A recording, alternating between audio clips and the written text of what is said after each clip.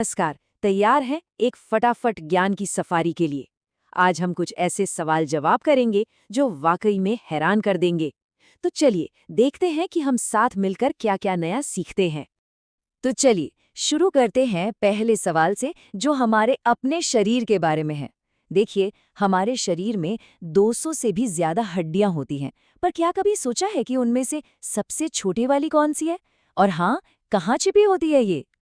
और इसका जवाब है स्टेपीज। ये हमारे कान के ठीक बीच में होती है। सोचिए, इतनी छोटी सी हड्डी और काम कितना बड़ा करती है, आवाज की तरंगों को हमारे दिमाग तक पहुंचाने का। बस इसी तरह के मजेदार फैक्ट्स के साथ अपनी ज्ञान यात्रा शुरू करते हैं। तो चलिए टाइम मशीन में बैठते हैं। हमारा पहला राउंड हमें ले जाएगा इतिहास के पन्नों में, खासकर प्राचीन बिहार की धरती पर। सवाल ये है कि जो प्राचीन शहर था पाटलिपुत्र, उसकी स्थापना असल में की किसने थी? ये वो शहर है जो सदियों तक भारत की राजनीति का सेंटर बना रहा। क्या हम उस राजा का नाम जानते हैं? उनका नाम था उदयन। उन्होंने बहुत ही सोच समझकर अपनी राजधानी को राजगीर की पहाड़ियों से निकालकर पाटलिपुत्र में बसाया। क्यों? क्योंकि ये नदियों से घिरा एक जबरदस्त ट्रेड और मिलिट्री हब था। अब थोड़ा आगे आते हैं, सीधा 1857 के स्वतंत्रता संग्राम में। बिहार इस विद्रोह का एक बहुत बड़ा गढ़ था और यहाँ के लीडर की बहादुरी के किस्से आज भी सुनाए जाते हैं। जी हाँ, वो थे वीर कुंवर सिंह। कमाल की बात तो ये है कि 80 साल की उम्र में भी उन्होंने गजब का शौर्य दिखाया और विद्रोह की आग को जलाए रखा। अच्छा, इतिहास के इन हीरो से अब जरा भूगोल की तरफ चलते हैं। चलिए अब बात करते हैं नक्शों की और जमीन से जुड़ी हकीकतों की। इस राउंड में हम बिहार की कुदरती खूबसूरती और उसके कुछ खास सिंबल्स को जानेंगे। बिहार में ना एक बहुत ही शानदार झरना है, कोकोलत वाटरफॉल। गर्मियों में इसकी ठंडी फुवारें तो बस कमाल कर देती हैं। तो सवाल ये है कि ये मशहूर झरना आखिर है किस जिले में? ये खूबसूरत झरना आपको मिलेगा नवादा जिले में। जैसे प्रकृति किसी जगह को पहचान देती है ना, वैसे ही कुछ प्रतीक भी होते हैं। तो बताइए, बिहार का राजकीय वृक्ष यानी स्टेट ट्री कौन सा है? ये सिर्फ एक पेड़ नहीं है, बल्कि राज्य की संस्कृति से भी गहराई से जुड़ा है। बिल्कुल सही, ये है पीपल का पेड़। ये सिर्फ एक पेड़ नहीं, बल्कि ज्ञान और शांति का प्रतीक है, जिसका नाता भगवान बुद्ध के समय से है। तो ठीक है, हमने प्रकृति और कल्चर की बात कर ली।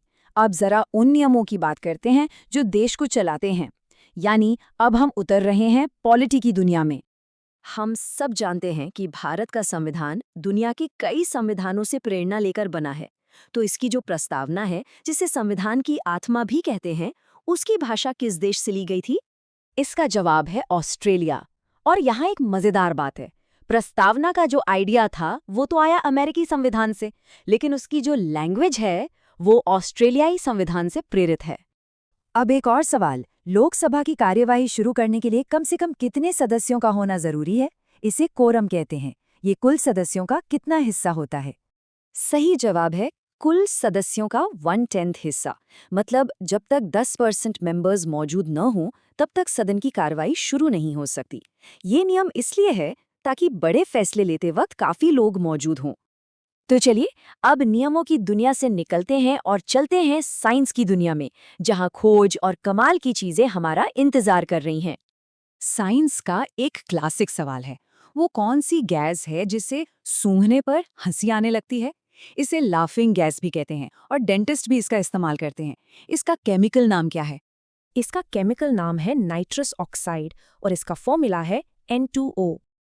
और अब आ गए हैं हम अपने आखिरी राउंड में, जहां बात होगी नंबरों की। चलिए गणित की कुछ पहेलियां सुलझाते हैं। तो ये सवाल आपको स्कूल के मैथ्स क्लास की याद दिलाएगा। अगर एक सर्कल का रेडियस 7 सेंटीमीटर है, तो उसका सरकमफेरेंस यानी परिधि क्या होगी? चलिए साथ में सॉल्व करते हैं। इसे सॉल्व करने के लिए फॉर्मूला है 2 × पाई गुणा रेडियस। और हम जानते हैं कि पाई की वैल्यू होती है लगभग 22/7। तो अब अगर हम वैल्यूज डालें तो ये हो जाएगा 2 × 22/7 × 7। अब यहाँ 7 से 7 कट गया, बचा 2 × 22, मतलब 44 सेंटीमीटर। और अब इस सफर का आखिरी सवाल। ये सवाल दिखने में बहुत आसान है, लेकिन अक्सर लोग इसमें एक छोटी सी गलती कर जाते हैं। सही जवाब है 3। अब आप सोच रहे होंगे कैसे? देखिए, 1 को तो प्राइम नंबर नहीं मानते, 2 सबसे छोटा प्राइम नंबर है, लेकिन वो एक सम यानी इवन नंबर है। तो सवाल था सबसे छोटा विषम अभाज्य यानी ऑड प्राइम नंबर, और वो है 3। तो ये थी हमारी आज की तेज तर्रार ज्ञान यात्रा। अब हम आपको एक सवाल के साथ छोड़े जाते हैं। आज जितने भी फैक्ट्स हमने जाने, उनमें से कौन सा आपको सबसे ज्यादा दिलचस्प लगा? सोचते रहिएगा और सीखते रहिएगा।